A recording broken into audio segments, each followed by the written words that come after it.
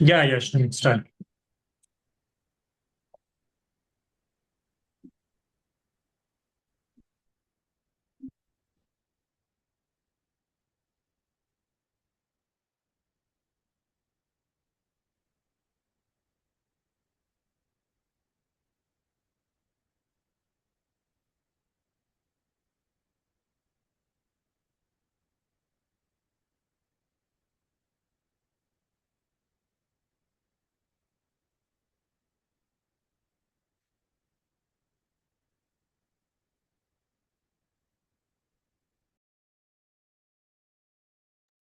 Just a second.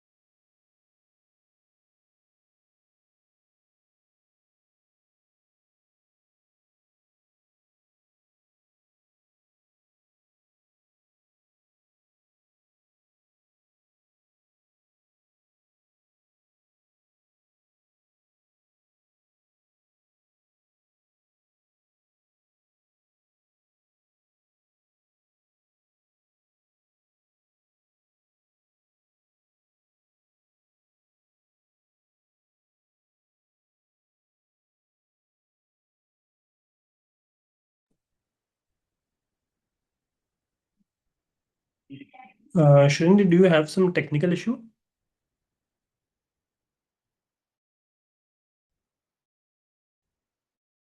Yes, sir. Yes, Just two sir. Just minutes. 2 minutes.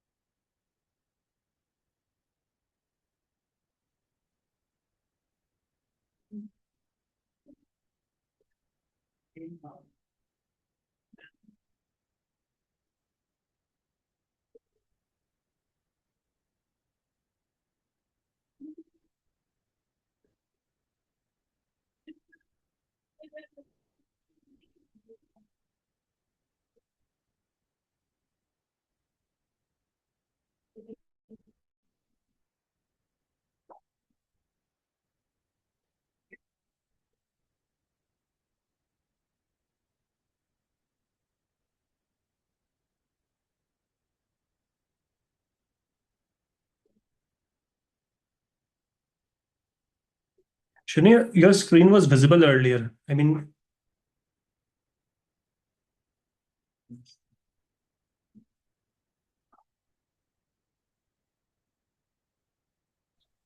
Is it visible, sir? but I mean, you should be just sharing that particular second one screen. Yes, this one. Okay, sir. Okay. Yeah. Good evening, everyone.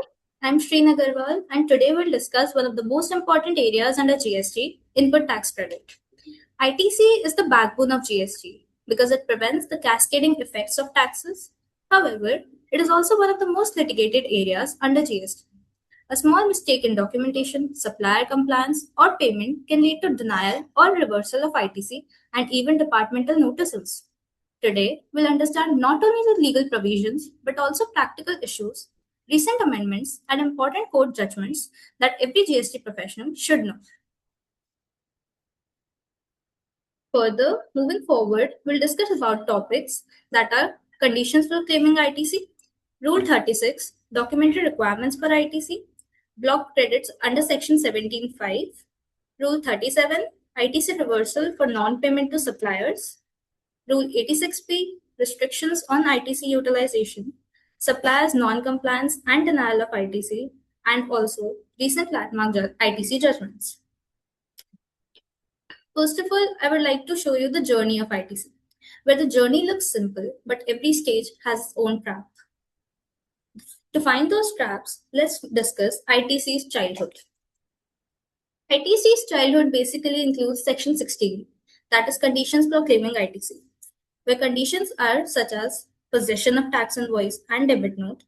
With first and foremost condition is to have a tax invoice where you have purchased the goods. Then invoice details should be communicated to the recipient. The goods should be received by the supplier, and the good ITC should not be restricted under Section 38. Section 38 that suggests that the suppliers whose that falls into the category of newly registered tax defaulters where they have ITC discrepancies and other prescribed clauses. Then we'll move forward to the next slide. Rule 36, documentary requirements for ITC. Documentary requirements states that what are the major documents that we require to claim ITC. That is an invoice that should be issued by the supplier, self-invoice in case where RCM is suggested for the supply, a debit note where the supplier has issued, the bill of entry of the same similar document, and the invoice or the debit note which is introduced by this input service distributor. Then we'll move forward to block credits under Section 17(5). Block credits is basically the GST that has been paid on certain goods and services, but the taxpayer cannot claim those input tax credit on them. However, the law provides a few exceptions where we can claim ITC. For example, I'd like to state some examples. That is, motor vehicles for transportation of persons, where ITC is blocked, but there are major exceptions. That is, if the motor vehicles are used for further supply or passenger transportation services or driver training services, then the ITC will be allowed. Moving forward, I'll like to tell you that vessels and aircrafts are the same, where there's further supply or passenger transportation or transportation of goods or any training, then ITC is allowed, otherwise it is blocked.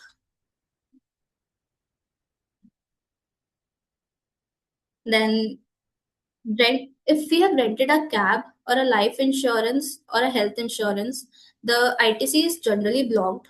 But if it is mandatory under law, then ITC can be allowed. Next, I would like to state about Rule 86B, restrictions on ITC utilization.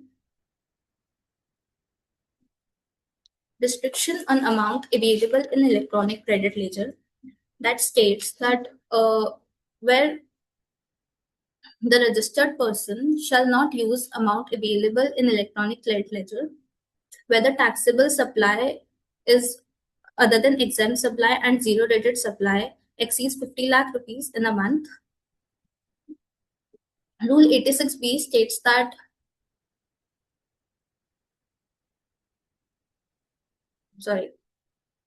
Rule 86B states that 99% of the output tax liability can be adjusted to electronic credit ledger. However, where the taxable value has exceeded 50 lakh rupees, 1% of the liability should be extended to through cash ledger or through cash payment. Where there are exceptions, the exceptions are such. There are major 4 exceptions. First of all, when the registered person has paid 1 lakh rupees as income tax under when he has filed his income tax return under Section 139.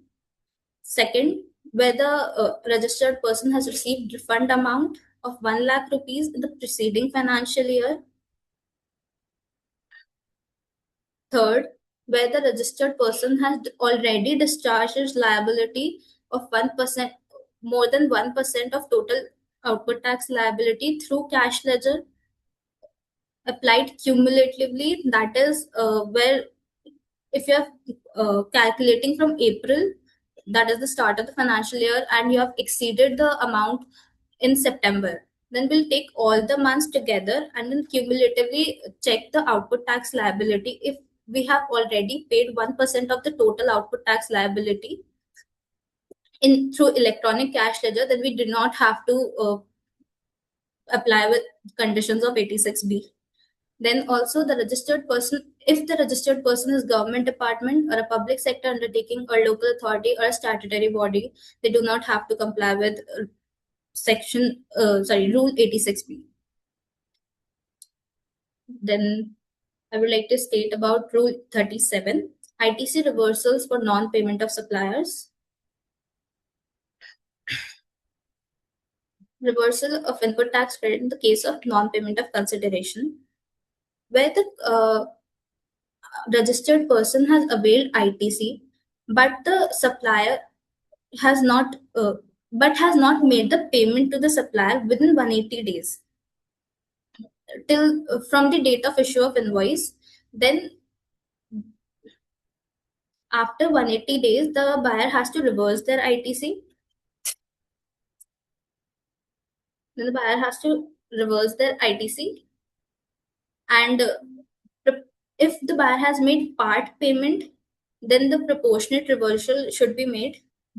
However, if the buyer makes payment after 180 days, then the ITC can be re-availed. Also, interest liability occurs when reversing the ITC. If you're reversing the ITC, then you have to pay interest at the rate 18% per annum under Section 50.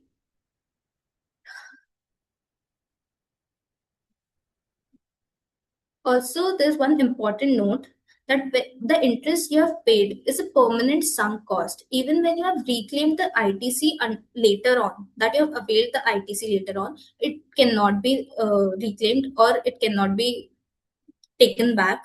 It is like a sunk cost for the business. Then, can suppliers' non-compliance lead to denial of ITC? Rule 37A. Basically, this rule states that where the reversal has to be made due to supplier's non-compliance, that is, if the buyer has purchased the goods and he has shown its sales in GSTR 1 as well, but the supplier has not shown the sales in GSTR 3B, that is, it has not reflected in GSTR 2B, and or it has not filed GSTR 3B, then the reversal should be made by the buyer's end, as it cannot claim ITC on the basis, as department says that it cannot claim ITC because the sales are not furnished by the seller. However, there are some certain cases which we'll discuss further, in which we'll see that mere fault of supplier cannot lead to ITC denial for the buyer. Also,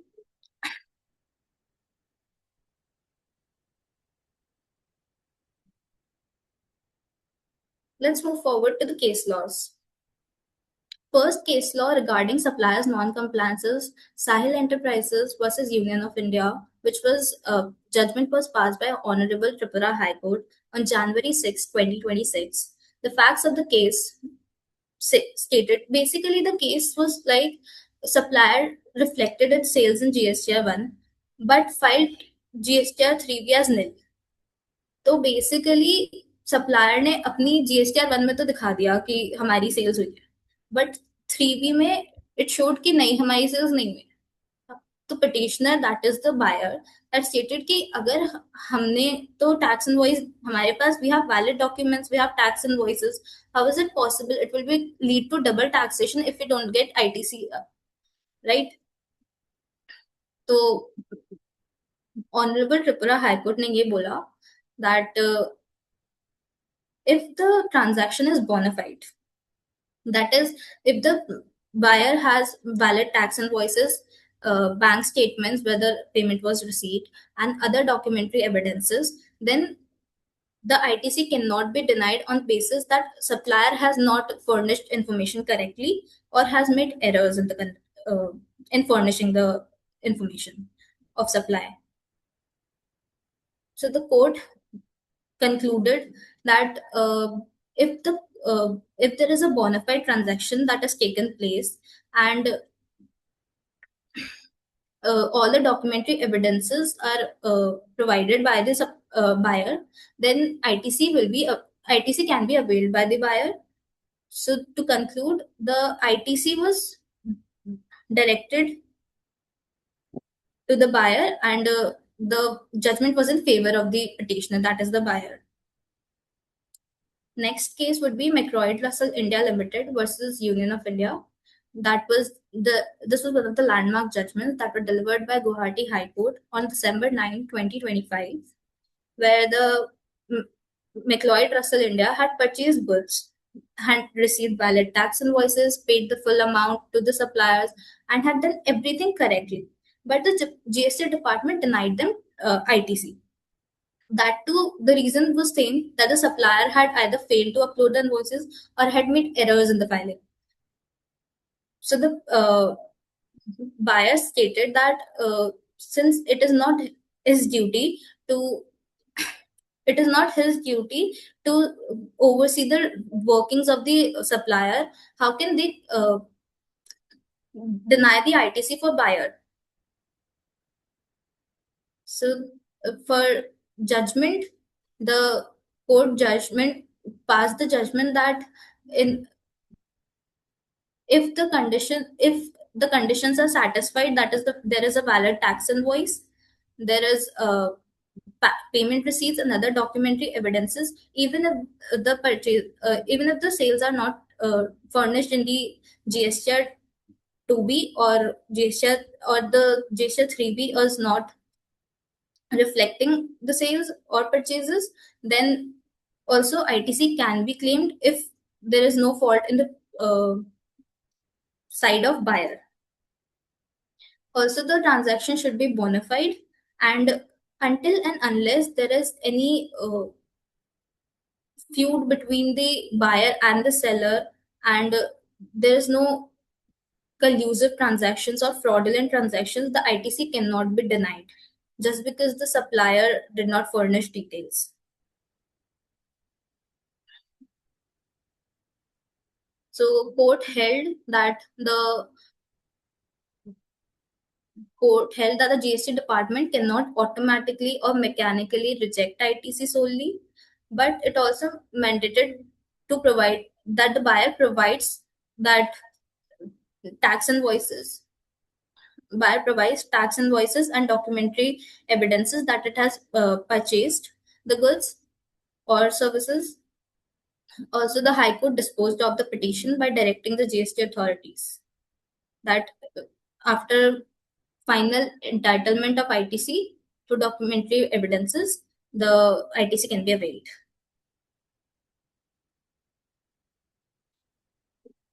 Also, I would like to discuss a very easy but confusing difference between Rule 37 and 37A. That is, Rule 37 states the payment compliance by the end of buyer, while Rule 37A states the supplier compliance, that is by the end of supplier. तो सबसे पहले तो rule 37 ने ये बोलता है that failure if the ITC should be reversed if the buyer has failed to make payment within 180 days. And in Rule 37A, the reversal should be made where the supplier has failed to file the GSTR 3 or pay the tax to the government.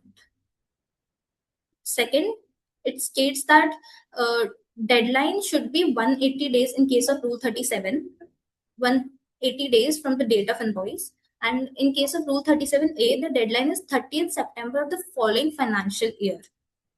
That supplier has time to pay the tax or file the GSTR 3B till 30th September of following financial year. That is, if we are filing GST return for financial year 25-26, then we have time till 30th September 2026 to file the return and pay the government so that the ITC can be claimed by the buyer. Then reavailment. When is reavailment allowed? Rule 37 के case में reavailment is allowed when the payment is done to the vendor, and Rule 37A के case में payment is allowed when the reavailment is allowed when the vendor finally files GSTR 3B. Moving forward, I would like to discuss recent landmark ITC judgments. That is, first cases, Messrs Safari Retreats Private Limited versus Chief Commissioner of GST. The case was the landmark judgment which was delivered by Honorable Supreme Court on 3rd October 2024. The case stated that Safari Retreats is a construction company, and it was constructing a shopping mall for the purpose of letting out its premises to letting out its premises to tenants, and to, of course, what happens in the mall is they rent out their shops and then the service is delivered to them. So what they stated, that goods and services used in the construction are taxable under CGST Act, but when they're going for availment of ITC for those goods and services that they have used for construction, they're restricted through the section 17.5 that we discussed earlier, that section 17.5 blocks some supplies as to, and we cannot avail ITC on those services, on those supplies. So the petitioner contended that restriction was imposed, and since they cannot avail ITC on goods that were actually taxable to them, then it would lead to double taxation that is against the spirit of GST. So the judgment was in favor of Messrs Safari Retreats. However, there was one major amendment that was introduced in Finance Act 2025 regarding block credit policy, where it stated that the term plant or machinery will be replaced with plant and machinery, which will exclude land and buildings. The amendment was given a retrospective effect, and from July 1st, 2017, that erased the loopholes in the blocked credit policy. Sorry. And then the court held that the Supreme Court remanded back the case to High Court and said that a functionality test should be carried out to determine whether the shopping mall is a plant or not. If the shopping mall turns out to be a plant, then the ITC can be availed. Otherwise, the ITC cannot be availed. The Honorable Odisha High Court then ruled for Safari Retreats that ITC can be availed, as it creates cascading effect which violates the spirit of GST. Further, we'll move to the next case.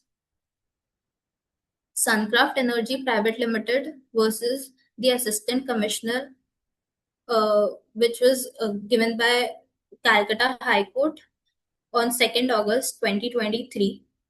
And in this case, department objected that ITC transactions were not reflected in GSTR 2A, and the tax was charged in respect of such supply was not actually paid to the government.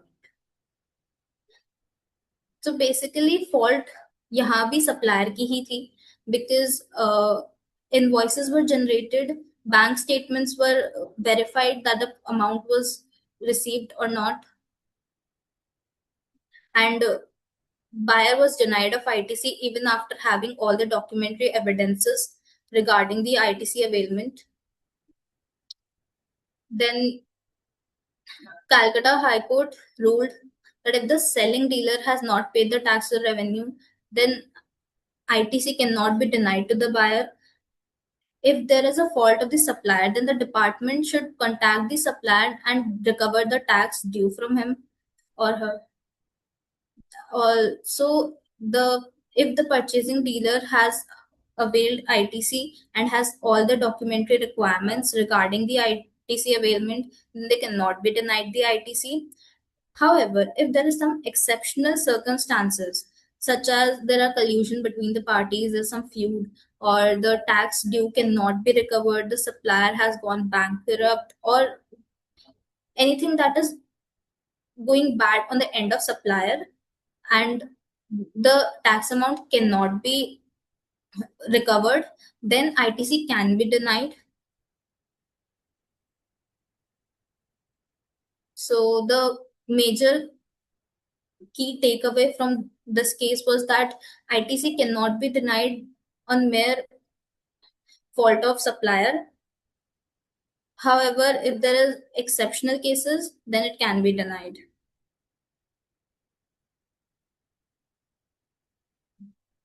The major key takeaways from my presentation would be that maintain documentation, uh, check with supplier whether the returns are filed on timely basis, verify GSTR to be twice, thrice, how many times you want, but at least be on the safer side so that you can avoid any kind of cases or the show cause notices. Then pay suppliers within 180 days, monitor any kind of supplier compliance, and also keep updated with the judicial developments. Also, keep updated with the judicial developments such as these case laws. They were the major case laws in the recent times that had taken place. And that's all from my side. Thank you, everybody.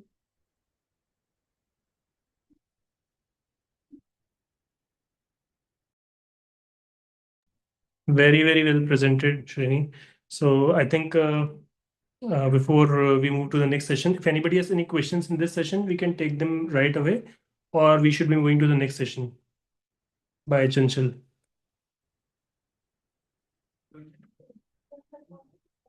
Okay, as if anybody has questions, so they can put their questions in chat box also. But it was a wonderful session. Since I'm a GST person, I can easily relate to what you were saying, and it was very informative.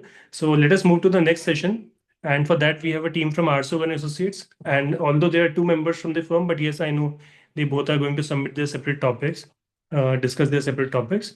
So without further wasting any time, I would like to invite the second speaker of the day, and from Arso and Associates. So she'll be discussing on section 37, probably to my understanding. So over to you, Chanchal. Hello. Sir, I'm Soumya and I'm going to. So my voice is echoing, so I think you're working on two systems parallelly.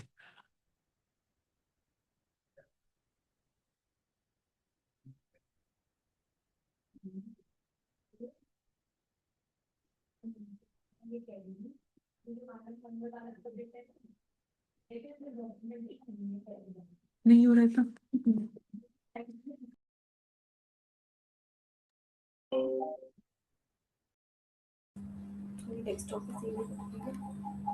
Sir, Soumya ji is going to. Sorry, Sir, आप लोग दो system है क्या parallelly साथ connected? yes, sir. Sorry. हाँ, तो वो eco हो Sir, रहा है. I'm So going to just use present one first. system. Yeah. Okay. Okay, no problem. So I think Soumya is, I think you are going to present 54F. Yes, 54 and 54F. Huh? So, yeah. So over to you, Soumya, without wasting any time.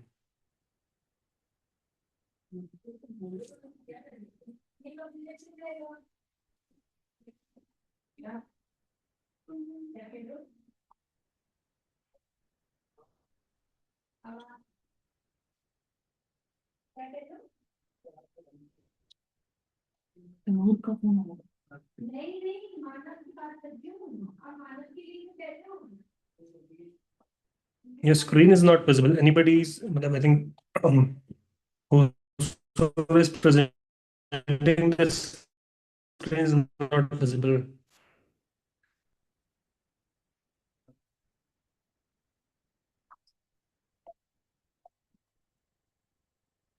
Yeah, it's visible now. I think you can start.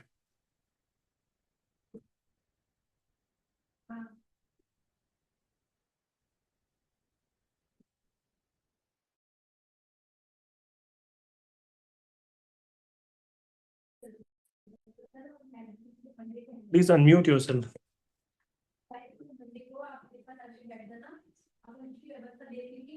Am I audible now?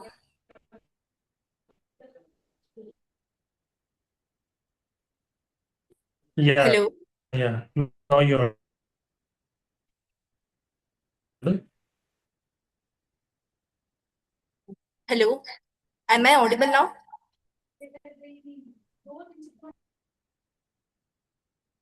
Yes, visible now. Okay. So, good evening, everyone. This is me, Soumya Parekh. I am from R. Sugani and Associate LLP. And today I'm going to present on the topic investment in a residential house as per Section 54 and Section 54F of the Income Tax Act 1961. So to begin with, let's first talk about कि आज के session में बात क्या करने वाले हैं.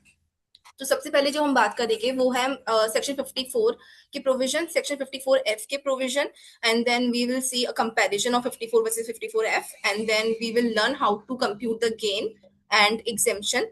Also, we will be discussing about we will be discussing computation under both section and some really important judicial interpretation. So to begin with, let's so first of all मैं आपको एक प्रीमाइस सेट कर देती हूँ. तो for example I am an individual and मैंने अपना कोई भी प्रॉपर्टी सेल करी है. नाउ जो मैंने प्रॉपर्टी, जो मेरी लॉन्ग टर्म कैपिटल एसेट है, जो मैंने जो सेल करी है, उससे जो मुझे कैपिटल गेन हुआ है, जो मेरी full value of consideration minus cost of acquisition, जो मुझे कैपिटल गेन हुआ है, जो मेरे कैपिटल गेन का अमाउंट अगर मैं री इन्वेस्ट कर देती हूँ in another residential house property, तो मुझे उसके उसमें मुझे बेनिफिट मिलता है ऑफ एग्जेम्पशन. तो मुझे वो जो इन्वेस्टेड अमाउंट है, जो री इन्वेस्टमेंट का मुझे अमाउंट है, उसका मुझे बेनिफिट मिलता है, एग्जेम्पशन मिलती है, और वो एग्जेम्पशन मेरी टैक्सेबल नहीं होती है एंड अल्टीमेटली वो मेरी ग्रॉस टोटल इनकम में ऐड नहीं होती है. तो आई होप आपको प्रीमाइस समझ में आ गया होगा. तो so let's start with section 54. तो जो सेक्शन 54 है ना, वो सबसे पहले एप्लीकेबल तब होता है जब हम कोई रेजिडेंशियल हाउस प्रॉपर्टी को सेल करते हैं. नाउ रेजिडेंशियल हाउस प्रॉपर्टी और लैंड अपरटेनेंट देयर टू, एंड ये होनी चाहिए लॉन्ग टर्म कैपिटल एसेट, मतलब ये 24 मंथ से ज्यादा हमारे पास हेल्ड होनी चाहिए, and this is the original asset that we are going to sell. Now eligible assessee कौन है इसके अंदर एलिजिबल असेसी है इंडिविजुअल और हिंदू अनडिवाइडेड फैमिली. यहाँ पे कंपनीज, फर्म्स, एलएलपीज को नहीं रख रखा है, ओनली इंडिविजुअल एंड एचयूएफ को कर रखा है. अब यहाँ पे एक बात नोट करने की कि यहाँ पे स्पेसिफिक नहीं कर रखा कि रेजिडेंट को है या नॉन रेजिडेंट को है. तो हम ये मानते हैं कि ये this exemption is available for both resident and non resident. तो इसके लिए जो ओरिजिनल एसेट है, आपने इसको सेल करा एंड उससे आपको कैपिटल गेन हुआ, एंड उस कैपिटल गेन के अमाउंट को यू हैव री invested in another residential house property. अब यहाँ पे लिमिट है कि आप कब तक री इन्वेस्ट कर सकते हो. तो आप री इन्वेस्ट कर सकते हो, परचेज कर सकते हो कोई भी another residential house property with in 1 year before the sale of original asset or after 2 years the sale of original asset. और कंस्ट्रक्ट करते हो in case of construction within 3 years from the date of sale, आप उसको री invest कर सकते हो. तो नेक्स्ट है अमाउंट ऑफ एग्जेम्पशन. ना अमाउंट ऑफ एग्जेम्पशन क्या होगा, जो भी आपका कैपिटल गेन हुआ है और जितना आपने इन्वेस्ट करा है उसका which ever is lower. For example, if मेरा कैपिटल गेन 40 lakhs का हुआ है and I have invested only 20 lakh rupees out of it, तो जो मेरा इन्वेस्टमेंट, जो री इन्वेस्टमेंट का अमाउंट है वो मेरे 20 लाख रुपीज है, विच एवर इज लोअर के इसके अंदर ये मेरे को 20 लाख रुपीज की एग्जेम्पशन मिल जाएगी. और ये जो मैक्सिमम कैप है ये ₹10 करोड़ तक है. अगर ₹10 करोड़ से ज्यादा मेरा गेन हुआ है या फिर मैंने इन्वेस्टमेंट करा है तो उसको इग्नोर कर दिया जाएगा. नंबर ऑफ हाउसेस, नॉर्मली जो भी री इन्वेस्ट आप करोगे वो आप वन रेजिडेंशियल हाउस में करोगे. सेक्शन में क्लियरली लिखा हुआ है अ रेजिडेंशियल हाउस, विच मीन्स कोई वन हाउस के अंदर आपको इन्वेस्टमेंट करना है. पर इसके अंदर ये केस हो सकता है कि आपने दो घर खरीदे एंड आपने उन दो घर को मर्ज कर दिया. लाइक आपने कुछ ऐसा रास्ता निकाला, ऐसे कंस्ट्रक्शन करा जिससे वो दो घर मर्ज हो गए, तो वो एक ही रेजिडेंशियल यूनिट में काउंट करे जाएंगे एंड नॉर्मली वन हाउस. पर यहाँ पे एक चीज और है कि अगर आपके गेन का अमाउंट एक्सीड नहीं कर रहा है ₹2 करोड़, तो आपको क्या होगा, अगर आपका गेन का अमाउंट ₹2 करोड़ तक एक्सीड नहीं कर रहा है तो आप दो घर भी खरीद सकते हो. एंड पर ये वाला जो प्रोविजन है ना, ये आपको once in a lifetime ही मिलेगा. तो मतलब आप ये एक बार ही एक्सरसाइज कर सकते हो. लॉक इन पीरियड की अगर बात करें कि जो आपने ओरिजिनल एसेट सेल करी, आपने जो न्यू असेट है आपने वो जो री इन्वेस्ट करके परचेज करी, उस न्यू असेट को आप सोल्ड नहीं कर सकते विद इन 3 years. क्योंकि अगर आपने ये न्यू असेट अगर आपने सोल्ड कर दी 3 years के अंदर, तो जो पर्पस है ऑफ गिविंग द एग्जाम्पशन वो ही डिफीट हो जाएगा. क्योंकि अल्टीमेटली जो सेक्शन 54 ये जो सेक्शन लाए गए हैं, ये for the benefit of the assessee लाए गए हैं. इसके अंदर for the benefit of assessee plus जो रेजिडेंशियल हाउस के अंदर है, इन्वेस्टमेंट के लिए गवर्नमेंट ने सेक्शन लाई थी. तो अगर आप न्यू हाउस, आप just for the purpose of claiming the exemption आप नया घर खरीद रहे हो, तो वो पर्पस ही डिफीट कर देगा. तो जो न्यू हाउस आपने खरीदा है वो विद इन द 3 years आप सेल नहीं कर सकते. अगर आपने ऐसा करा तो जो आपकी एग्जाम्पशन ऑलरेडी क्लेम्ड है इस वो विड्रॉ हो जाएगी एंड उस पर आपको टैक्स पे करना पड़ेगा. नेक्स्ट है अनयूटिलाइज्ड अमाउंट. तो फॉर एग्जाम्पल इफ मैंने एक घर खरीदा एंड मैंने उस पर मैं कंस्ट्रक्शन करवा रही हूँ. तो जो मैं कंस्ट्रक्शन करवा रही हूँ उसमें 3 साल की लिमिट है हमारे पास. तो हमारा 1 साल हो गया, उसके बाद वो जो 2 साल का जो अमाउंट है ना, जो मैं 1 साल में मैंने जितना भी इन्वेस्टमेंट करा वो तो मेरे घर में लग गया. जो बाकी बचा हुआ अमाउंट है ऑफ कैपिटल जो भी मैं री इन्वेस्ट कर रही हूँ, तो वो मैं जो अनस्पेंट अमाउंट है वो मैं before the date of return filing under section 139(1) वो मुझे डिपॉजिट करवाना पड़ेगा in capital gain account scheme. Next is withdrawal triggers. If example मैंने एग्जाम्पशन क्लेम करी, आई हैव सोल्ड प्रॉपर्टी और मैंने उस पर एग्जाम्पशन क्लेम कर ली है.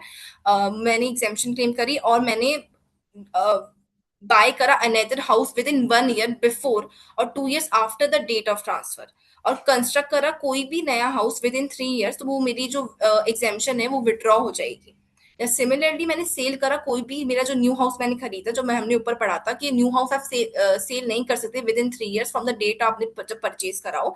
अगर आप ऐसे करोगे तो आपकी एग्जाम्पशन विड्रॉ हो जाएगी एंड अल्टीमेटली आपको उस पर टैक्स पे करना पड़ेगा. तो आई होप आपको सेक्शन 54 समझ में आ गया होगा.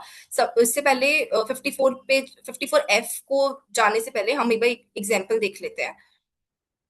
So this is the example. तो इसके अंदर मिस पारिक ने एक अपना रेजिडेंशियल फ्लैट सेल करा मार्च 2026 के अंदर for 1.20 crore. And after indexation जो लॉन्ग टर्म कैपिटल गेन आया वो ₹40 लाख आया है. तो उस 40 लाख को इन्वेस्ट करके री इन्वेस्ट करके उन्होंने न्यू घर खरीद लिया. यहाँ पे दो केस है. इन्होंने इन्वेस्ट करा केस सिनेरियो 1 के अंदर, इन्होंने इन्वेस्ट करा ₹55 लाख. तो मतलब हमारा long term capital gain 40 lakh था. अमाउंट जो इन्वेस्ट करा न्यू हाउस 55 लाख है, विच एवर इज लोअर, तो हमारा 40 लाख का है जो हमें एग्जाम्पशन मिल जाएगी एंड हैंस हमें कोई भी लॉन्ग टर्म कैपिटल गेन पे नहीं करना पड़ेगा. और ये एग्जाम्पशन का अमाउंट ये हमारे टोटल ग्रॉस टोटल इनकम के अंदर कैलकुलेट नहीं अब आएगा, नहीं एड ऑन नहीं होगा. सिनेरियो बी के अंदर सिमिलरली 40 लाख का हमारा कैपिटल गेन हुआ है, बट इस बार हमने अमाउंट जो इन्वेस्ट करा है वो 25 लाख रुपीज ही करा है. तो lower of both 25 lakh rupees हुआ और 40 माइनस 25 15 लाख का हमारे टैक्सेबल हो जाएगा. नाउ यहाँ पे जैसे कि हमने बोलते कि जितना हम री इन्वेस्ट करेंगे उस कैपिटल गेन के अमाउंट को, हमें उतना ही एग्जाम्पशन मिलेगा, विच एवर इज लोअर हमें एग्जाम्पशन मिलेगा. Now let's move to section 54. Section 54 के अंदर जो असेट आप सोल्ड करोगे वो कोई भी any other long term capital asset होगी other than a residential house. It could be shares, mutual fund, gold, land और any even commercial property, because वो रेजिडेंशियल हाउस नहीं होना चाहिए. उसके अलावा कोई भी लॉन्ग टर्म कैपिटल एसेट है, अगर आप उसको सेल कर रहे हो एंड आपको उसको सेल करने से जो भी कैपिटल गेन हो रहा है, अगर आप उसको इन्वेस्ट कर रहे हो, अब यहाँ पे कैपिटल गेन का अमाउंट हम इन्वेस्ट नहीं कर रहे हैं, यहाँ पे हम जो चीज इन्वेस्ट कर रहे हैं वो चीज है हमारा नेट कंसिडरेशन. तो वो नेट कंसिडरेशन क्या होती है मैं आगे बताऊंगी. तो एलिजिबल एसेसी यहाँ पे सिमिलर टू 54 ओनली इंडिविजुअल और HUF होगा. री investment window similar to 54 only, 1 year before, 2 years after for purchase, and 3 years for construction. मतलब within 1 year before the sale, 2 years after the sale, and 3 years for construction. Next is ownership restriction. अब यहाँ पे क्या है ना, यहाँ पे एक और गवर्नमेंट ने एक चीज ला रखी है. यहाँ पे ऐसा है कि जब भी आपने एक घर सेल करा और आपने एक दूसरा घर खरीद लिया, या फिर घर नहीं, आपने कोई भी any other long term capital asset other than residential house आपने सेल करी और आपने नया घर खरीद रहे हो, तो यहाँ पे एक है कि यहाँ पे एक रिस्ट्रिक्शन है, वो ये है कि आपके पास कोई भी एक रेजिडेंशियल हाउस ही होना चाहिए. मतलब एक ही रेजिडेंशियल हाउस होना चाहिए. एक तो आपके पास है और एक आप खरीदने जा रहे हो. तो अगर आपके पास 2 रेजिडेंशियल हाउस है तो फिर आपके ऊपर 54 के एग्जेम्पशन आपको नहीं मिल सकती. तो ये एक ओनरशिप का रिस्ट्रिक्शन है जो 54 में नहीं था. अब अमाउंट ऑफ एग्जेम्पशन हम एक एग्जाम्पल से पढ़ते हैं. जैसे दिस इज द एग्जाम्पल. यहाँ पे चंचल जी ने अपने लिस्टेड जो शेयर है उनको सेल करा ₹50 लाख में. अब जो नेट कंसिडरेशन होती है, नेट कंसिडरेशन क्या होती है, जो भी हमारी कंसिडरेशन हमें रिसीव हुई है और माइनस जो भी हमने खर्चे करे हैं for the purpose of sale, तो वो हो जाती है हमारी नेट कंसिडरेशन. तो हमारी 50 लाख रुपीज की नेट कंसिडरेशन थी जिसपे हमें 20 लाख रुपीज का गेन हुआ. और यहाँ पे ये बात भी ध्यान रखनी है कि वो कोई और अदर रेजिडेंशियल हाउस ओन नहीं करती है. तो उन्होंने ₹30 लाख इन्वेस्ट कर दिया इन द न्यू हाउस. तो हमारी नेट सेल कंसिडरेशन हो गई 50 लाख. हमारा लॉन्ग टर्म कैपिटल गेन हो गया 20 लाख. हमने जो नया अमाउंट इन्वेस्ट करा है न्यू हाउस वो है 30 लाख. तो हमें यहाँ पे जो भी अमाउंट री इन्वेस्ट करना है वो हमें नेट सेल कंसिडरेशन से री इन्वेस्ट करना है. तो हम यहाँ पे प्रपोर्शनेटली यहाँ पे हम प्रपोर्शनेटली एग्जेम्पशन अलाउ करेंगे. फॉर एग्जाम्पल 20 हमारा लॉन्ग टर्म कैपिटल गेन का अमाउंट था जो हमारे को 50 लाख की कंसिडरेशन पे मिल रहा था, पर हमने इन्वेस्ट ओनली कौन से करे 30 लाख रुपीज का. तो हमें प्रपोर्शनेटली 12 लाख का अलाउ हो जाएगा और जो taxable long term capital gain होगा वो ₹8 लाख हो जाएगा. और यहीं पे अगर मैं पूरा का पूरा नेट सेल कंसिडरेशन का अमाउंट री इन्वेस्ट कर देती, यहाँ पे 50 लाख ही आता, तो यहाँ पे 20 लाख का मुझे पूरा का पूरा कैपिटल गेन अलाउ हो जाता. तो had the full ₹50 lakh been reinvested, the entire ₹20 lakh gain would stand exempt. Proportionate exemption reward investing the whole sale consideration, not just the gain. तो यहाँ पे 54F में 54 में यही मेजर चेंज है कि यहाँ पे हम नेट कंसिडरेशन को री इन्वेस्ट कर रहे हैं एंड 54 के अंदर हम जो कैपिटल गेन का अमाउंट था हम उसको री इन्वेस्ट करते थे. तो आई होप आपको ये समझ में आ जाएगा. और सिमिलरली यहाँ पे भी एक ओवरऑल कैप है ₹10 करोड़ की.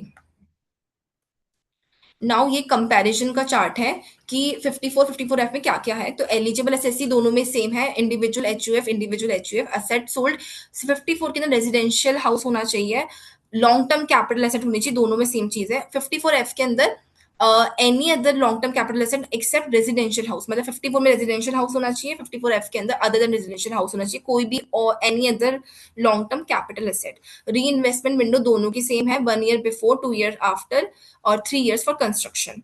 बेस फॉर एग्जेम्पशन यहाँ पे हम कैपिटल गेन को री इन्वेस्ट करते हैं और 54F के अंदर हम नेट सेल कंसिडरेशन को री इन्वेस्ट करते हैं फॉर क्लेमिंग द एग्जेम्पशन.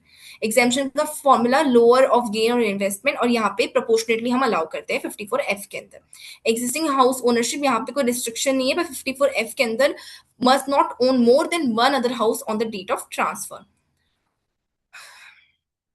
जो 2 हाउस वाला ऑप्शन है, इफ गेन इज अगर गेन आपका अप टू 2 करोड़ रुपीज है इन सेक्शन 54, तो आप 2 हाउस भी बाय कर सकते हो. ये allowed in once in lifetime है, पर 54F में ऐसा कुछ भी नहीं लिखा हुआ है. ओवरऑल कैप ₹10 करोड़ की ही है.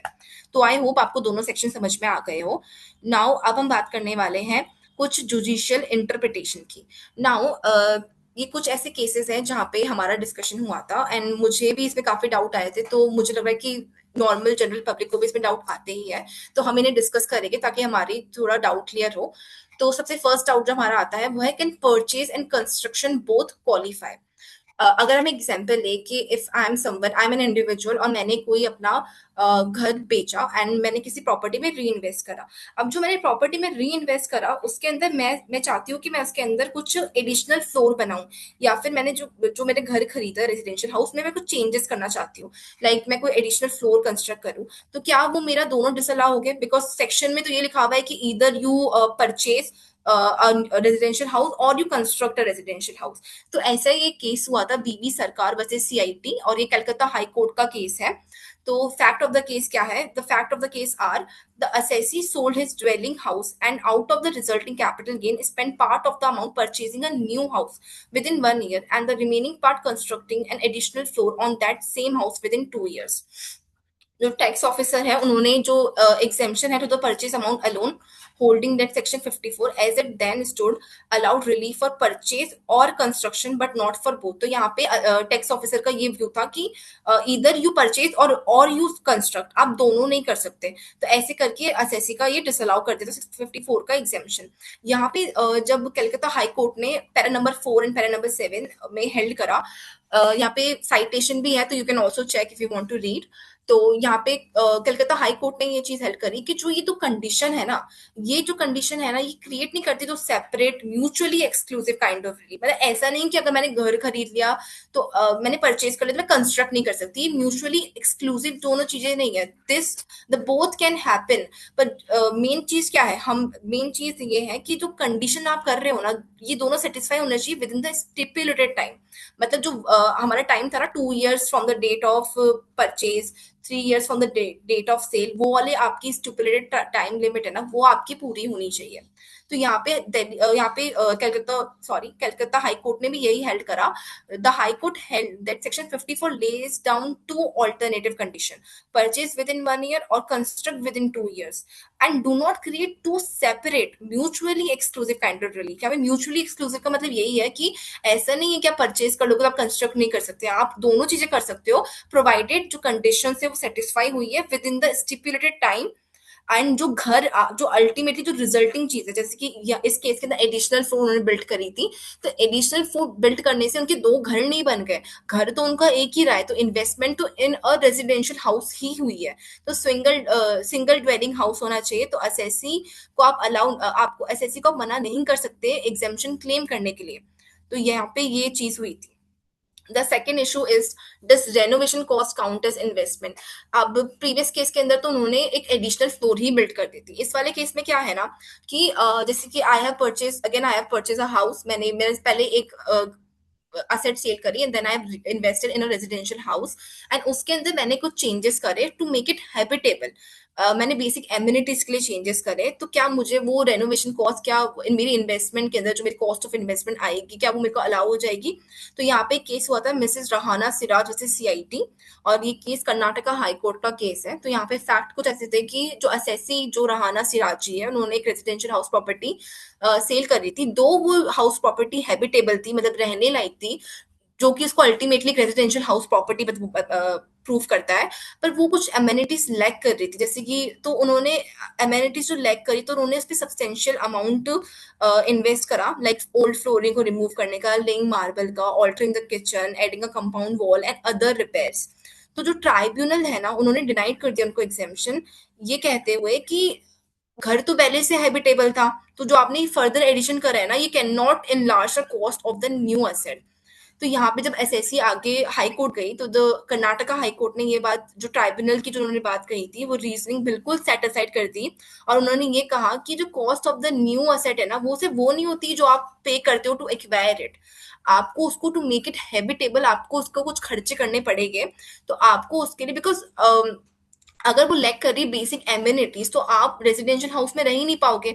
तो जो रेजिडेंशियल हाउस में इन्वेस्टमेंट करने का पर्पस है, जो आपके रहने का पर्पस है, वो ही डिफीट हो जाएगा। तो यहाँ पे कर्नाटका हाईकोर्ट ने यही बात करी कि cost of the new asset वो नहीं होती जो मेयरली आप प्राइस करते हो एक्वायर इट, आपको उसको रहने लायक बनाना होता है। तो much as taxpayer who buys a plot and then builds on it can add construction cost to the cost base। Similarly मैंने एक प्लॉट खरीदा और मैंने इस पे कंस्ट्रक्शन करा, तो मुझे वो कॉस्ट भी तो अलाउ होती है।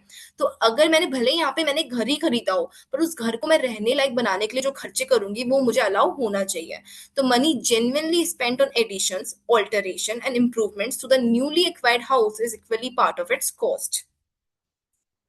The next issue was furniture bundled into the deal. Does the full price qualify? If suppose मैं एक घर खरीदने जा रही हूँ और वो घर फुल्ली फर्निश्ड है, and if I ask someone कि आप मुझे घर खरीदना है, तो क्या वो जो डीलर है वो मुझे फर्नीचर की प्राइस अलग से बताएगा या फिर मुझे घर की प्राइस अलग से बताएगा? तो दोनों केस हो सकते हैं। वो मुझे डीलर जो है मुझे घर की प्राइस अलग से बता सकता है, फर्नीचर की प्राइस अलग से बता सकता है। But there are some cases कि डीलर बोलेगा कि आपको घर खरीदना है तो आपको फर्नीचर भी खरीदना पड़ेगा ही। तो ऐसा ही एक केस हुआ था, रजत बी मेहता वर्सेस आईटीओ, और ये आईटीटी अहमदाबाद का केस है। इसके अंदर फैक्ट क्या है, एक एनआरआई एसएससी है, उन्होंने अपने घर वडोदरा हाउस को सेल करा था, और उससे उनको जो लॉन्ग टर्म कैपिटल गेन हुआ था वो उन्होंने री इन्वेस्ट कर दिया था इन अ स्मॉलर रेजिडेंशियल यूनिट। तो इनिशियली तो जो ओरिजिनल एग्रीमेंट टू सेल था ना, वहां पे घर की और फर्नीचर की अलग अलग सेल वैल्यू नहीं थी, परचेज वैल्यू नहीं थी। पर एट एग्जीक्यूशन जो परचेज है ना, was split into two same day agreement same day हुए थे, पर दो सेम डे एग्रीमेंट में कर देते हैं, 60 lakh for house and 18 lakh for furniture.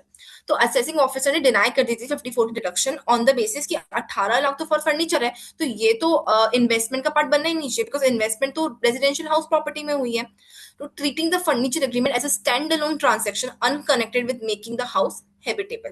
तो यहाँ पे हेल्ड करा था, यहाँ पे again ratio at para 7-8, you can also check. यहाँ पे साइटेशन दे रखा है मैंने, तो if you want someone want check you can do that. तो अहमदाबाद ट्राइब्यूनल ने यहाँ पे हेल्ड करा था कि ओरिजिनली तो उन्होंने एग्रीमेंट करा था वो फिक्स कंसिडरेशन 78 लाख रुपए से करा था, और बायर के पास कोई चॉइस नहीं थी। मतलब वहां पे बायर को ये बोला गया था कि you have to, if you want to acquire this house, तो आपको फर्नीचर जो अंदर फुल्ली फर्निचर वो भी लेना ही होगा। तो buyer had no real choice to acquire the house without furniture at that price. जो टू अग्रीमेंट स्ट्रक्चर है ना, वो एक तरीके से आर्टिफिशियल माना गया, बिकॉज इनिशियली द ओरिजिनली जो एग्रीमेंट था वो तो 78 लाख रुपीज का ही था। तो यहाँ पे 78 लाख रुपीज पूरा एग्जाम्पशन अलाउ हुआ था, where furniture and fixtures are sold as an integral part of one purchase deal. मतलब घर की जो वैल्यू है उसके अंदर ही फर्नीचर की वैल्यू आ रही है, वो इंटीग्रल पार्ट है ऑफ वन परचेज डील। तो वहां पे वो चीज अलाउ हो जाएगी एज रेजिडेंशियल, और ये बहुत कॉमनली होता है रेजिडेंशियल यूनिट में। आजकल आप घर जब भी आप लेने जाते हो तो वो फुली फर्निश होता है, तो और एक फर्निश नहीं होता है। तो फुली फर्निश में जब भी आप जाते हो तो जो अग्रीमेंट बनता है ना, वो जो टोटल उसका ही बनता है, उसमें ऐसे फर्नीचर की अलग से वैल्यू नहीं आती और लैंड के स्ट्रक्चर की अलग से वैल्यू नहीं आती है। तो यहाँ पे बोला गया कि where furniture and fixtures are sold as an integral part of one purchase deal as residential unit commonly are, their cost form parts of the cost of the residential house and cannot be carved out and denied under section 54. Next is what date count as the date of purchase. Now इसके अंदर ये Bombay high court का judgement है, NCIT versus Shrimati बीना के जैन। तो यहाँ पे ऐसे हुआ था, this is very interesting case और ये हम बहुत यूज भी करते हैं। इसमें फैक्ट्स था कि द असेसी ने सोल्ड करी थी अपनी ऑफिस प्रेमाइसेस एंड उनसे उनको लॉन्ग टर्म कैपिटल गेन हुआ था। But well before that sale, मतलब उस जो ये ऑफिस प्रेमाइसेस की सेल हुई थी उससे पहले ही वो एंटर हो गई थी इनटू एक agreement to purchase with a builder for purchase of a flat जो कि अंडर कंस्ट्रक्शन था उस टाइम पे। तो जब उन्होंने ऑफिस प्रेमाइसेस की सेल करी और बिल्डर ने भी जो कंप्लीट कर दिया था फ्लैट, तो उनको जो बैलेंस कंसिडरेशन थी वो उन्होंने पे करी और उन्होंने पोजेशन ले लिया after the sale of the office premises. तो जो रेवेन्यू है उन्होंने जो परचेज का अमाउंट है वो मना कर दिया कि हम इसको एग्जेम्पशन में नहीं लेंगे, बिकॉज जो परचेज है ना वो प्रीडेट कर रही है द परमिसिबल विंडो, जो कि अपनी 1 years before, 2 years after and 3 years for the construction. उस परमिसिबल विंडो को ये प्रीडेट कर रही है, तो डिनाई कर दी। तो यहाँ पे बॉम्बे हाई कोर्ट ने हेल्ड करा, इन्होंने बॉम्बे हाई कोर्ट ने लुक करा the substance of the transaction rather than the date of the original agreement. Bombay high court ने ऐसे बोला कि भले ही agreement to purchase the flat from with builder वो पहले ही हो गया था अंडर कंस्ट्रक्शन, पर जो पोजेशन है और जो बैलेंस कंसिडरेशन है वो after the sale of office premises ही हुआ था। मतलब जब हमारी ऑफिस प्रीमाइसेस से जो हमें कैपिटल गेन हुआ था उसके बाद ही ये चीज हुई थी। तो इन्होंने यहाँ पे looked at the substance of the transaction rather than the date of the original agreement. It held that the purchase was substantially completed. जो परचेज हुई थी ऑफ द फ्लैट वो तब कंप्लीट हुई थी जब फुल कंसिडरेशन पे हो गई थी एंड पोजेशन मिल गया था। और ये दोनों चीजें हुई थी within the 2 year window after the sale of the office premises. So that later date, not the earlier agreement date, governed eligibility. Next is there's another issue which is must the new house be purchased in the assessee's own name. अब यहाँ पे क्या है, दो view है तो यहाँ पे थोड़ा कॉन्ट्रोडिक्टरी व्यू दोनों आ रहा है। तो यहाँ पे क्या होता है कि 54 एंड 54F में कहीं भी एक्सप्रेसली ये नहीं लिखा हुआ कि जो न्यू हाउस आप परचेज कर रहे हो, कंस्ट्रक्ट कर रहे हो, वो एसएससी के खुद के नाम पे ही होना चाहिए। अब फैक्ट दैट अब ये जब ये चीज हुई तो लिटिगेशन अराइज हुआ, तो यहाँ पे दो व्यू है। एक व्यू के अंदर दिल्ली हाई कोर्ट ने बोला, अपहेल्ड करी ये वाली चीज कि where the assessee pays the entire consideration, exemption is available even if the new house stands in the joint name of और solely in the name of a house of a spouse or other close relative। भले ही मैंने पे कराओ amount, पर वो नाम मेरे spouse का या मेरे क्लोज रिलेटिव का है, तब भी अलाउ हो जाएगा exemption। Courts reason that a purposive reading of a beneficial provision should not let it technically defeat the exemption। As I've said earlier also कि जो 54 के जो provisions है, ये for the benefit of the assessee लाया है, क्योंकि उनको मैक्सिमम बेनिफिट लाया गया है ताकि वो मैक्सिमम इन्वेस्टमेंट करें in the residential house. But then there is also another view which is like जहाँ पे ये आईटीओ लेवल पे बॉम्बे हाई कोर्ट ने इसको मना कर दिया, एग्जेम्पशन डिनाई कर दी देने से। Took the opposite view holding that the new asset must be purchase in the assessee's own name and denying exemption where the house was bought in the name of an adopted son. So on the view of section 54 and 54F must be treated strictly since they are exemption provision। तो यहाँ पे दो views है। I personally think that जो ये exemption allow हुई है, this view should be taken because ultimately these are the provision जो कि assessee के benefit के लिए आए हैं। तो this is my view। You might have some another view। सो जो की टेकअवे से हमारे हैं कि जो 54 51 depends entirely what was sold, a residential house और any other long term capital asset. जब हम रिटर्न फाइल करते हैं तो हमें ये ध्यान रखना चाहिए कि जो असेट 54 54F को सोल्ड एग्जेम्पशन लेने के लिए जो असेट है वही असेट हो। New house does not mean newly built, old भी हो सकता है, रीसेल वाला भी हो सकता है, अंडर कंस्ट्रक्शन भी हो सकता है। All qualify if acquired within the time limit. यहाँ पे मेजरली जो फोकस है वो time limit, within the stipulated time limit ही होना चाहिए। हमारे को डॉक्यूमेंट्स का ध्यान रखना चाहिए, purchase date, sale date, everything we should check very carefully. और in case of furniture composite supply तो हमें ये भी देखना चाहिए कि क्या सेल डेट के अंदर अलग अलग तरीके से लिख रखा है, फर्नीचर का अलग अमाउंट आ रखा है, घर का अलग अमाउंट आ रखा है। तो ये सब हमें ध्यान रखना चाहिए। That's all from my side, thank you.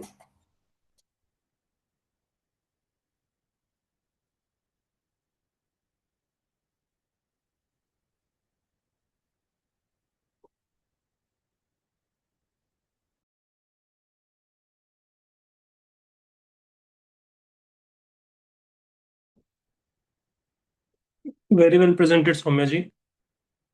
And I think जो सेक्शन 54 54F है, जो मतलब very very relevant and very important and informative for everybody, and उसको आपने काफ़ी अच्छे से प्रेजेंट किया। I mean your flow was absolutely perfect.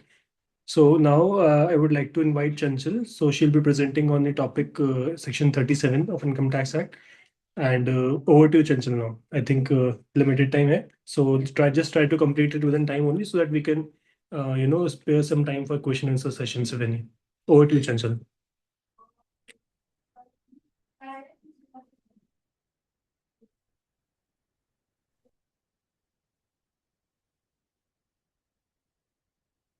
Good evening, everyone. Before we begin, suppose a client calls you and says, "Sir, business के लिए 5 लाख खर्च किए हैं, deduction तो मिल ही जाएगा ना?" Almost every one of us have heard this line that client says कि sir deduction तो मिल ही जाएगा ना, इस चीज का डिडक्शन तो होता ही है।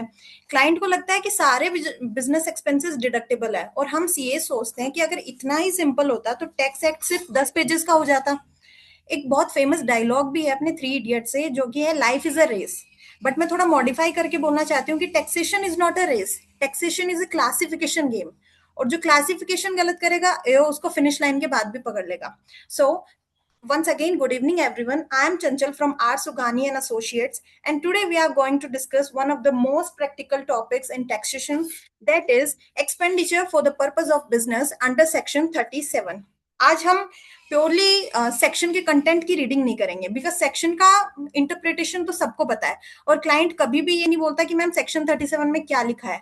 क्लाइंट यही चीज पूछता है कि मैम ये डिडक्शन क्या क्लेम होगा या नहीं होगा। So let's begin.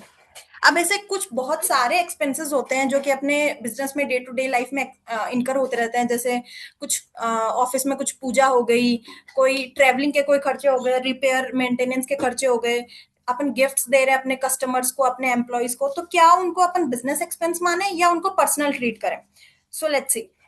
तो अब ये होता है कि अपने पास टेबल पे अपने वाउचर आया, अकाउंटेंट कुछ और ट्रीटमेंट बताता है उसका, बिजनेसमैन कुछ और ट्रीटमेंट बताता है, फिर जब ऑडिट की बारी आती है तो ऑडिटर उस चीज को क्वेश्चन करता है कि आपने तो इसको क्लासिफाई गलत कर दिया, ये कैपिटल नहीं, ये रेवेन्यू एक्सपेंडिचर होना चाहिए था, ये बिजनेस नहीं, ये पर्सनल एक्सपेंडिचर होना चाहिए था। और जब एओ की बारी आती है तो एओ तो उसे टोटली अलग ही फील्ड पे ले जाता है।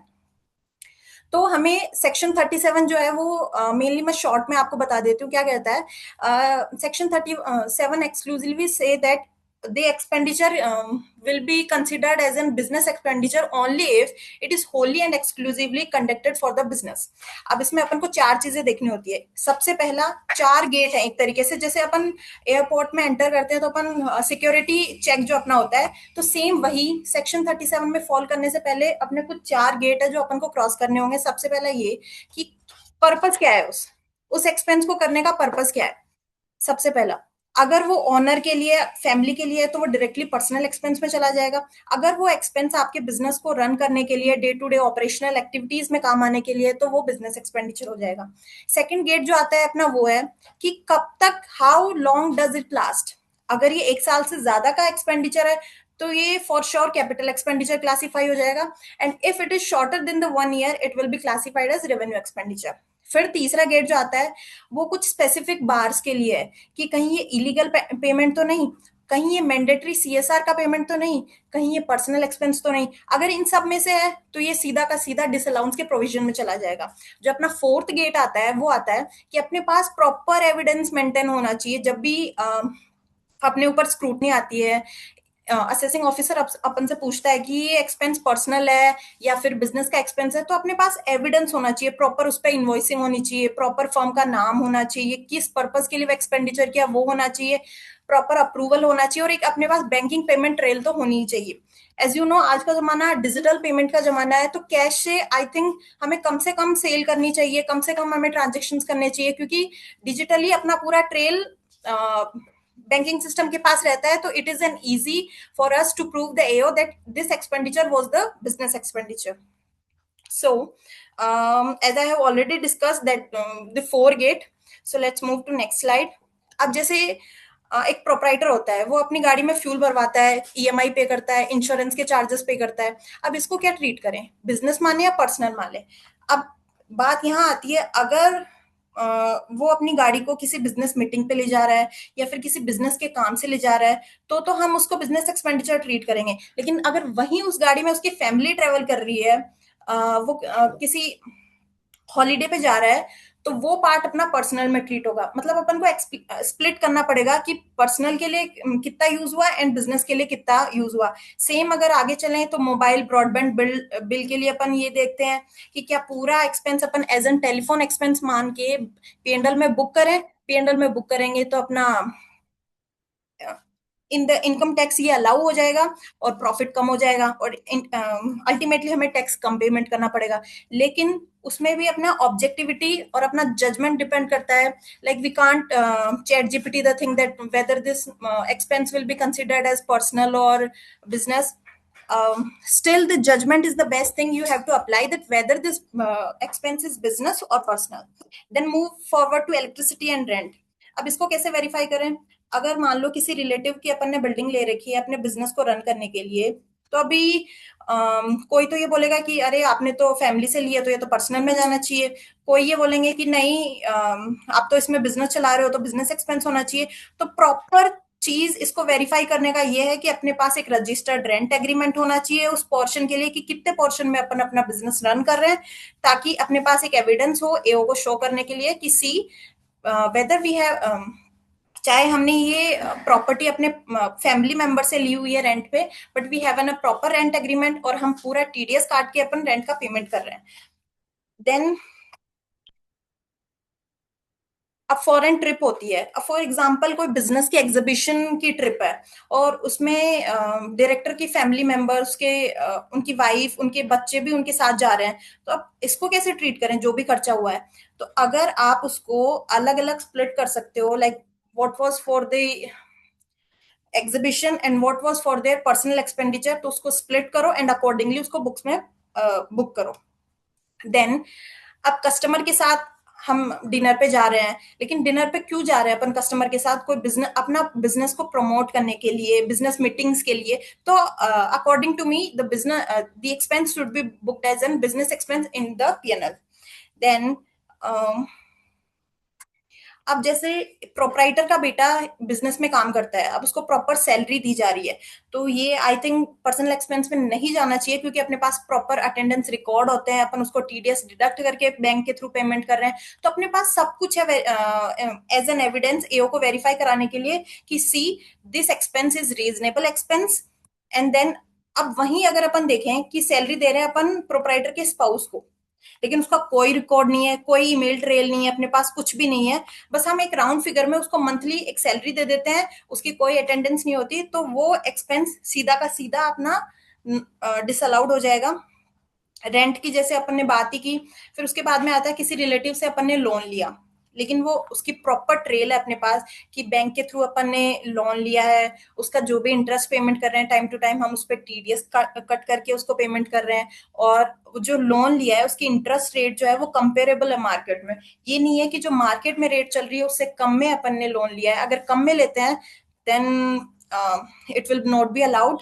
And the salary to the proprietor himself, it is totally disallowed in the P&L, because a proprietor cannot pay himself a salary, because it is an appropriation of profit, not an expenditure for him. And partner's remuneration is a totally and separate item from the salary to the proprietor.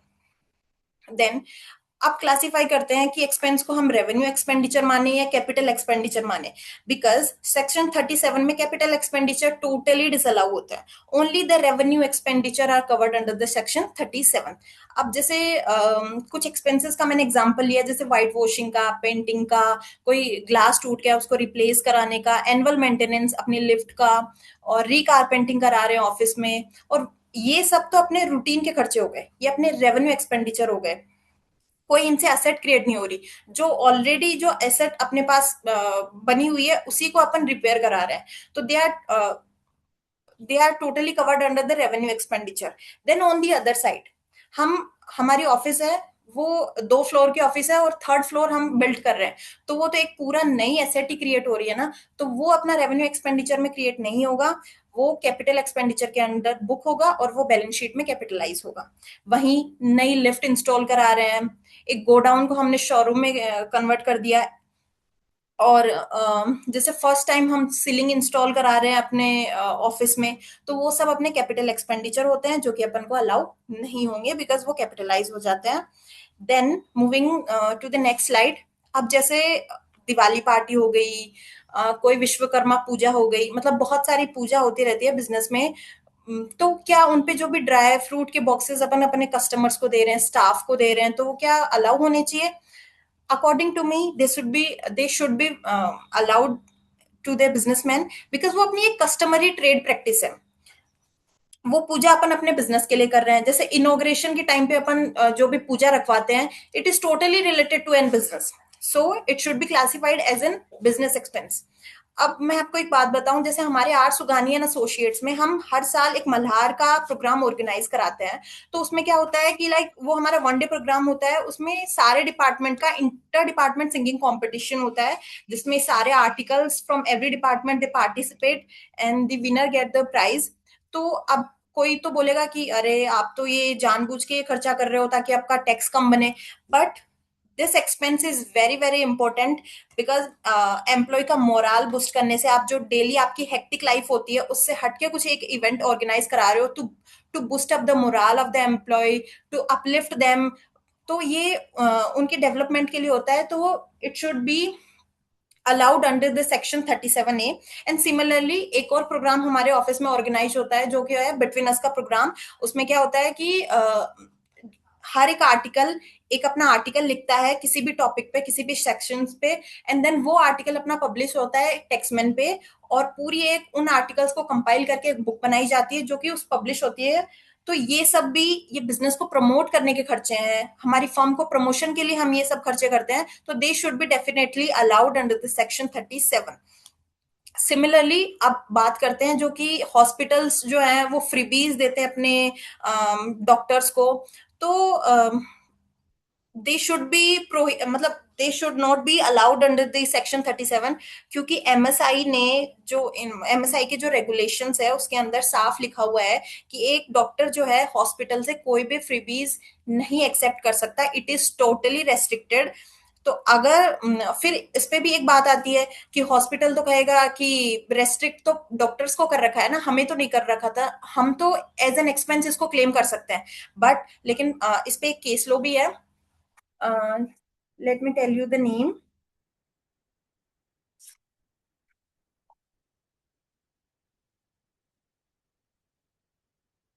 The case law is Apex Laboratories Private Limited versus DCIT। ये supreme court का एक case है जिसमें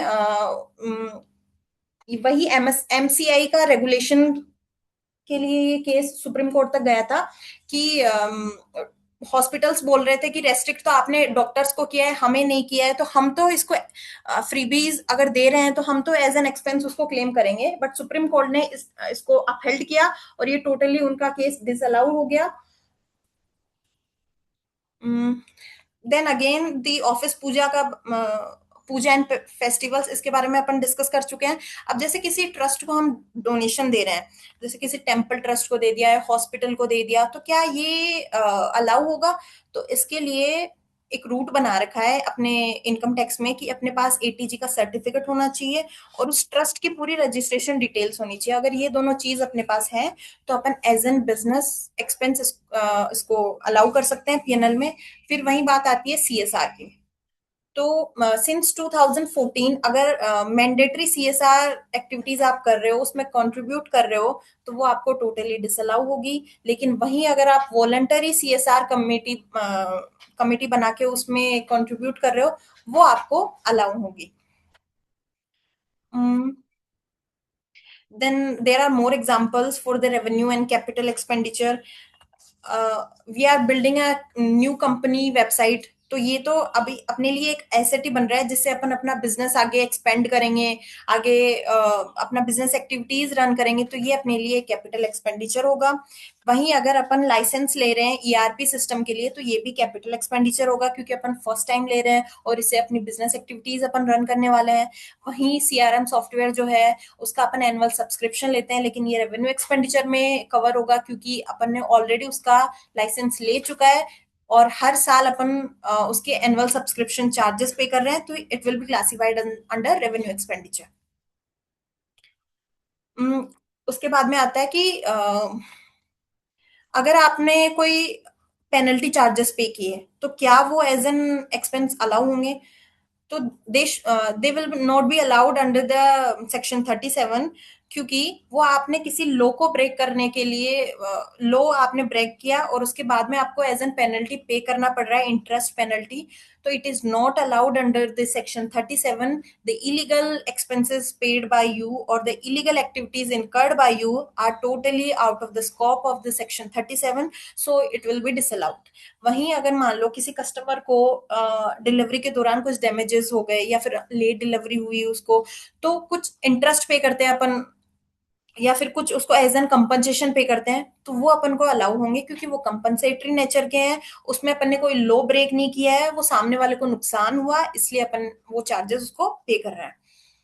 फिर आता है कुछ staff related expense. अब जैसे ऑफिस में टी टाइम होता है अपना, तो उसमें स्नैक्स प्रोवाइड करते हैं, यूनिफॉर्म्स प्रोवाइड कर रहे हैं, कुछ सेफ्टी इक्विपमेंट अपने एम्प्लॉयज को प्रोवाइड कर रहे हैं, तो दे विल बी अलाउड बिकॉज वो अपन अपने एम्प्लॉयज के लिए कर रहे हैं। और as you know the employees are the asset of the organisation.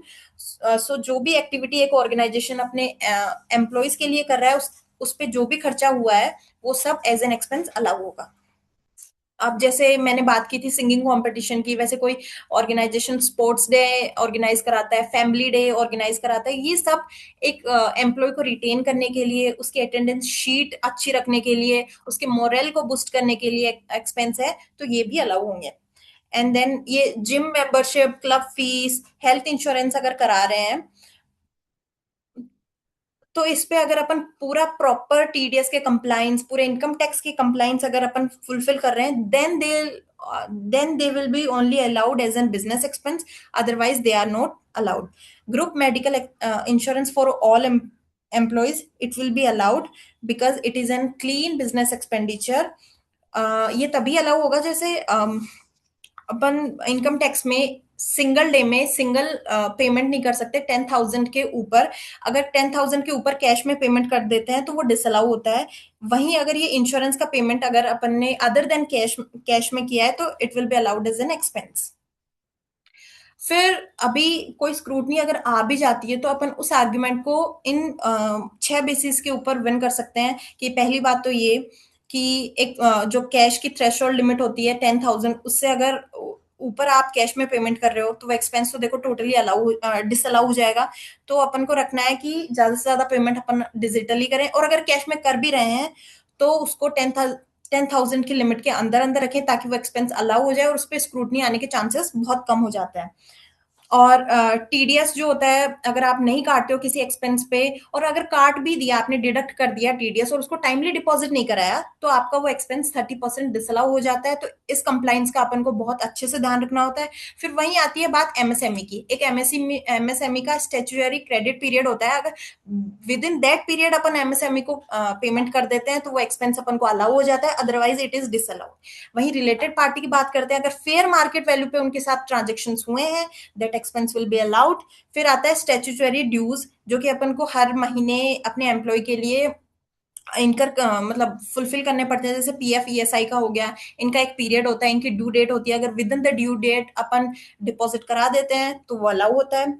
और वहीं जो भी provisions and estimates with no crystal liability, contingent provision is not an expenditure, it is allowed only when the liability actually arises. किसी भी provision को अपन as an expense book नहीं कर सकते। अगर बुक कर भी लेते हैं तो वो आपको under the income tax allow नहीं होगा।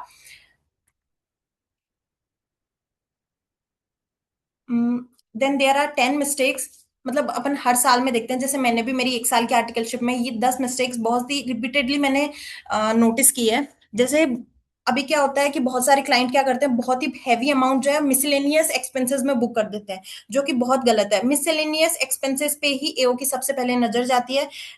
इट इनवाइट्स द एओ कि वो खुद सोचता है कि इतना बड़ा एक्सपेंस ये मिसलेनियस में बुक क्यों कर रहे हैं। अगर अपने पास प्रॉपर प्रॉपर ट्रेल होगी, प्रॉपर एविडेंस होंगे, प्रॉपर इनवॉइस होंगे, तो अपन उसको प्रूव कर सकते हैं। अगर अपन मिसलेनियस में बुक कर रहे हैं देन अपन पूरा 100% क्लेम कर रहे हैं। जो भी खर्चा अपन फैमिली के लिए कर रहे हैं तो वो तो टोटली डिसअलाउ होगा। ऐसी मिस्टेक तो कभी नहीं करनी है। बहुत सारे क्लाइंट्स ऐसा करते हैं कि पर्सनल एक्सपेंस अपनी फैमिली पे इनकर कर रहे हैं और उनका डिडक्शंस बिजनेस में ले रहे हैं वो। और कभी भी जो भी आप इनवॉइस एक्सेप्ट कर रहे हो वो कभी भी प्रोप्राइटर के नाम पे एक्सेप्ट मत करो, वो बिजनेस के नाम पे होना चाहिए, तभी उसका डिडक्शन मिलेगा अपन को। और जो भी अपन गिफ्ट्स दे रहे हैं, बेनिफिट्स दे रहे हैं, रिम्बर्समेंट्स दे रहे हैं, उन पे टीडीएस काट के ही वो सब दें, तभी अपन को अलाउ होगा। और सीएसआर के जो भी अपन ने एक्सपेंस किए हैं उसको बिजनेस प्रमोशन में अपन को मिक्स नहीं करना। अगर मिक्स करते हैं तो वो डिसअलाउ हो जाएगा। Assuming the auditors acceptance settles the matter, audit is not assessment but the file must convince a stranger years later. अब ये वाउचिंग के कुछ रूल्स है कि इनवॉइस जो है वो बिजनेस के नाम पे होना चाहिए, उसमें पूरा पर्पस लिखा होना चाहिए, उसकी अप्रूवल ट्रेल होनी चाहिए, वो इनवॉइस आपका, वो खर्चा आपका अप्रूव होना चाहिए हायर अथॉरिटी से, उसकी बैंक में ट्रेल होनी चाहिए। ये सब हमें ध्यान रखना पड़ेगा। एंड दी अभी अपने 6 रूल हैं। सबसे पहला सेक्शन 37 में कवर होने के लिए अपन पर्पस देखेंगे कि क्या ये पर्पस अपना बिजनेस के लिए है, it is Holi and exclusively for the business और नॉट। Second, we'll see कि whether it is in capital expenditure or revenue expenditure. If it is a capital expenditure, it will not be allowed. फिर हम ये देखेंगे कि कहीं ये illegal expense तो नहीं, it should be an legal expense. पूरा प्रॉपर डॉक्यूमेंटेशन होना चाहिए अपने पास। किसी भी कॉन्ट्रैक्ट का ब्रीच अगर कर रहे हैं तो it will not be covered under this section. And that's all for today. Thank you everyone.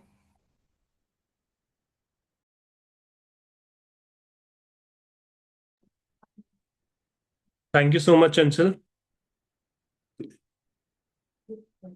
आपका अच्छा सॉरी, मेरा स्क्रीन दिख रहा है ना, राइट? हाँ। So thank you so much Chanchal, and I think it was a wonderful discussion on your side also. और I mean जो सेक्शन 37 इनकम टैक्स का होता है ना, उसका हम लोग जीएसटी में बहुत रिलेवेंस देखते हैं, because that is the one section which says that expenditure is in course of furtherance of business.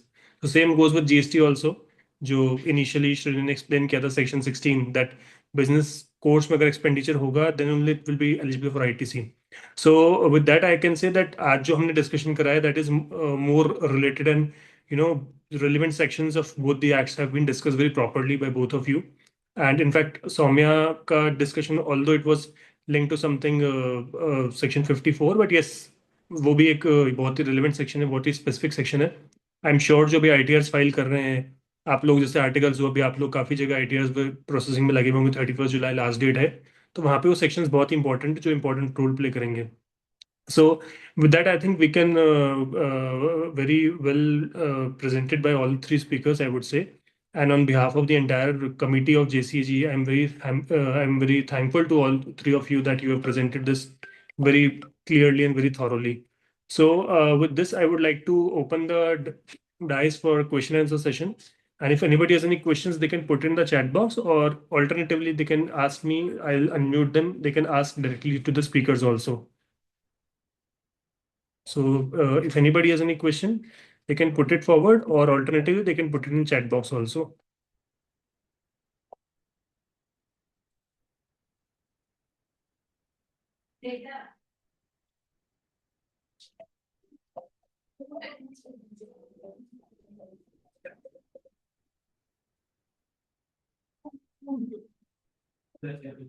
Okay, so I think there are not much questions because sections have been very well explained by the speakers, and PPTs were also absolutely fine. And I would request कि आप आपकी जो PPTs है please आप share करना, so that जो लोग attend नहीं कर पाए due to any reason, because I know it's busy season of income tax also as of now. So those who are not able to attend, we'll share the PPTs with them also. And once again, thank you all three of you, because अगर आप अपने camera जरा on कर लो एक बार, so that I can understand कि मैं किसको thank you बोलने वाला हूँ ना. So thank you to all three of you, and Chanchal very wonderfully presented, and Soumya very well presented, and then same goes with हमारे जो first speaker थी, which I could not pronounce properly, Shreni or Shreni, right? That's Okay. Shreen. Shreen, अच्छा, very unique spelling and unique name. Good, nice. Okay, with that, I would like to put an end to the session today. Thank you so much for attending. Thank you so much for your wonderful time. Thank you so much. Thank you, sir.